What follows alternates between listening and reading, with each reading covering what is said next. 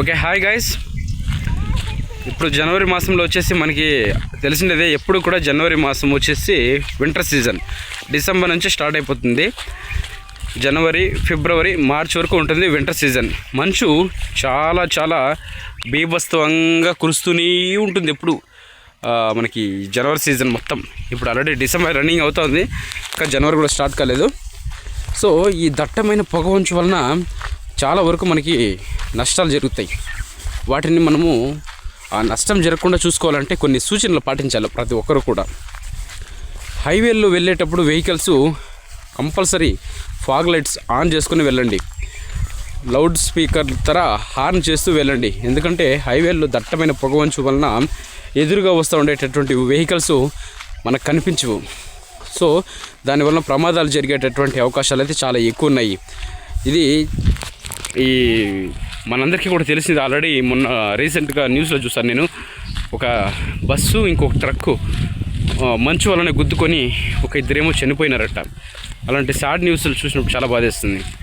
So మంచు ఉండే కాలంలో వచ్చేసి మీకు ఏదైనా పని పాట ఎక్కువగా ఉంటే ముందుగానే బయలుదేరండి. ఇంటి నుంచి ఒక 1 అవర్ ముందే, 1 అవర్ ముందు బయలుదేరితే ఏం నష్టపోయేది లేదు. ఈ చలికి వణుకుతూ ఆదరాబాదరగా స్పీడ్గా పోయి పాపం అక్కడ ఇక్కడ ఇబ్బందులు పడే బదులు ఒక 1 అవర్ ముందుగా పెంచండి.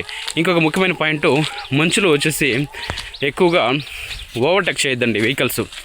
ఎట్టి పరిస్థితుల్లో కూడా ఓవర్టేక్ చేసేకపోతుంది. ఎందుకంటే రోడ్డు మనకి రోడ్లో ఆపోజిట్లో వచ్చేటటువంటి వెహికల్ సమ్ టైమ్స్ కనిపించదు ఏమొస్తూ ఉన్నాయి అని చెప్పి. మీరు ఓవర్టేక్ చేస్తారనుకోండి, ఆపోజిట్ నుంచి వచ్చి బ్యాడ్గా ఉండి మన టైం ఏదైనా వెహికల్ గుద్దినాయంటే మళ్ళీ ఇబ్బంది పడతాం. సో ఓవర్టేక్ చేసేకపోవద్దండి రోడ్డు కనిపించలేదంటే. కొద్దిగా ఆగండి, కొద్దిగా ఆగి ఎండ వచ్చిన తర్వాతే బయలుదేరి వెళ్ళండి, పర్వాలేదు. ఓకేనా. ఇంకోటి ఏమంటే, వృద్ధులు, కొంచెం చిన్నపిల్లవాళ్ళు ఇట్లుంటారు, వాళ్ళందరూ కూడా మంచులో ఎక్కువగా తిరగద్దండి. చూడండి, మంచు చుట్టూ పడతానే ఉంది. ఇంకా ఎక్కువగా మంచులో తిరిగేదాని వలన జలుబు చేసేస్తుంది, పెదవులు మొత్తం పగిలిపోతాయి, తలకాయ నొప్పి వస్తుంది, హెడేక్ వస్తుంది. ఈ సైనస్ ప్రాబ్లం ఉండే వాళ్ళకైతే మరీ ఎక్కువ కోల్డ్ ఎఫెక్ట్ వాళ్ళకి. సో అందుకే మంచులో ఎక్కువ తిరగద్దండి. మంచు తగ్గిన తర్వాతే తిరగండి. చిన్నపిల్లలనైతే అస్సలు బయటకు రావద్దు. ఈ మంచు ఎఫెక్ట్ చాలా చాలా వరకు ఎక్కువ ఉంది ఇప్పుడు. సో జాగ్రత్తలు పాటించండి మంచు వలన. ఇప్పుడు మంచు బాగుండాలంటే మంచు అయితే మంచు నైట్ అంతా పడితే పగుల్లో ఎండ విపరీతంగా కాయాల. ఆ మంచు మొత్తాన్ని ఈడ్ చేసే విధంగా పైకి. బట్ ఎండ కూడా అంతగా కాయడం లేదు. సో ఈ మంచు బ్యాడ్ మంచు. సో దీని కింద మనం తిరిగినాం అనుకోండి, మళ్ళీ ఇబ్బందులు ఫాలో అయ్యేది మనమే. ఫస్ట్ పాయింట్, వెహికల్స్ తోలే వాళ్ళు చాలా చాలా జాగ్రత్తగా ఉండాలా. హైవేలో ఫాగ్ లైట్స్ యూజ్ చేయండి, హార్న్స్ యూజ్ చేయండి, ఓవర్టేక్ చేయొద్దు, ఎక్కువ స్పీడ్ వెళ్ళొద్దు. ఈ జంక్షన్స్ ఇలాంటి చోట్లలో ఆగి చూసి కొంచెం నిదానంగా వెళ్ళండి. ఇదంతా కూడా మీ యొక్క మంచికే, మీ సేఫ్టీకే చెప్తున్నాము, అర్థమైందా? ఆ తర్వాత ఈ మంచు వల్ల రైతులకు కూడా నష్టమే అండి.